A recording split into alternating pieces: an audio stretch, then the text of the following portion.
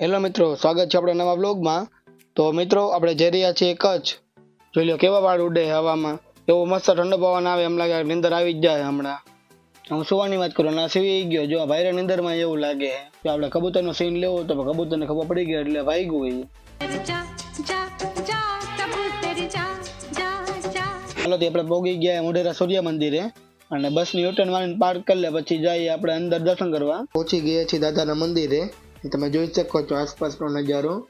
મિત્રો પાછળ જે મંદિર દેખાયું છે ને એ મેઇન મંદિર છે દાદાનું, જ્યાં અત્યારે કામકાજ ચાલુ છે। મોટી ગૌશાળા જેમાં મોટી રાખવામાં આવે છે। સૌથી પહેલા આ જ ગૌશાળા હતી, પછી નાની વાછડી માટે નવી બનાવવામાં આવેલી હતી।